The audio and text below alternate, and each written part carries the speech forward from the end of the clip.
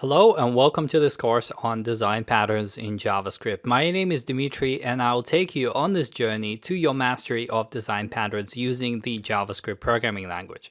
So what are design patterns all about and why should you care about learning them? Well, design patterns are nothing more than common architectural approaches that have been observed in software engineering and have been replicated across many different languages.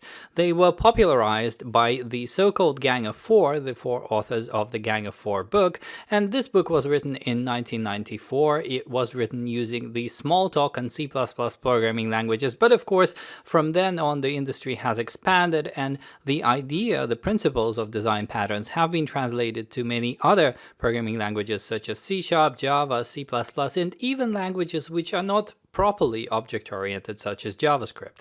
Design patterns are universally relevant. They are as relevant today as they were all those decades ago, and they have since been incorporated into programming languages. So some languages have actually taken certain design patterns and built them right into the language itself. Of course, you can also find libraries which give you access to particular patterns. And finally, you might find that in the code that you've written, you are already using some of the design patterns mentioned in this course, maybe without even realizing that you are doing so. Alright, so the structure of this course is fairly simple. First of all, we're going to talk about the solid design principles. Now, the solid design principles are principles of object-oriented design that are often referenced in design pattern literature, and as a result, it's worth discussing them before we jump into the design patterns themselves.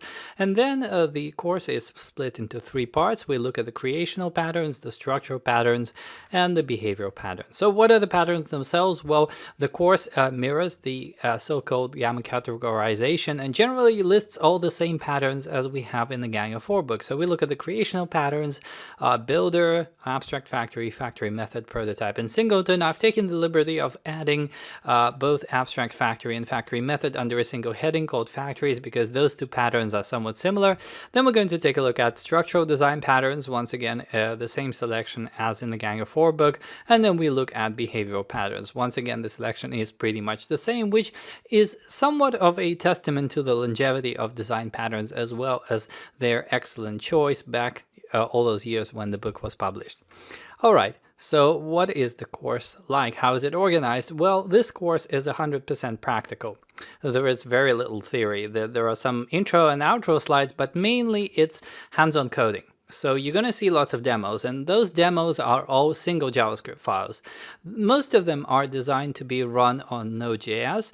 Some of them you can run in an IDE or in a web browser, I was going to say. You can run them in a web browser, but some of them depend on things like the file system, for example. So the safe choice would be to run them on Node.js. So for every single example, what you can do is you can download the file, you can open it in an IDE, for example, Atom or WebStorm or whatever, and just run it from there, or you can, of course, run it on the command line. Now, every single section, every single pattern has a coding exercise, and the nature of the coding exercise is to ask you to implement this particular pattern using JavaScript. So you're going to be implementing this pattern, and the system will be verifying that you've implemented this correctly.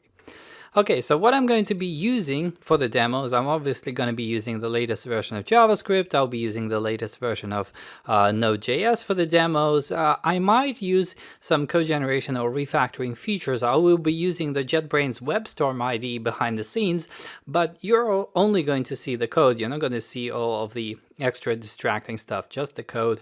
I will also be using external node packages liberally. So if there is a node package that helps us flesh out a pattern, for example, I'm going to be using that. Okay, so what are the prerequisites for this course?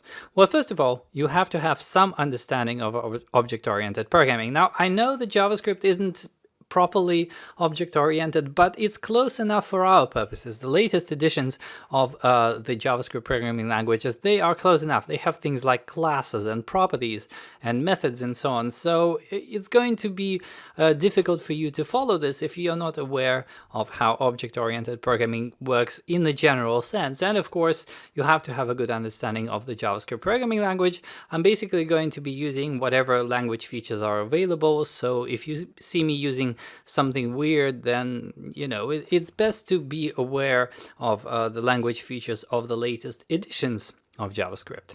And you have to have some basic awareness of Node.js in the sense of how to set up a Node.js project so that you can actually run the examples. But we're not going to do anything related to Node.js specifically. Finally, I might mention some peripheral technologies such as RxJS, for example, in some of the examples. But once again, I'm not going to focus on them. All right, so let me talk a bit about myself. Who am I? Why am I doing this course? So my name is Dimitri. Here is a rather official looking picture of me. I work in an area called Quant Finance, which is a nice mix of math and finance and computing, including some clever applications of high performance computing. I am a book author, a conference speaker, a blogger, a podcaster, very involved in the developer community. I have written lots of courses in places like Pluralsight and Udemy and elsewhere, and I have a whole series of courses on design patterns. So in addition to JavaScript, I've covered C#, Java, C++, Swift, and Python. So you could say I have lots of experience implementing design patterns. So with all that said, if you're ready to jump in and learn about design patterns in JavaScript, then let's jump in and I shall see you on the other side.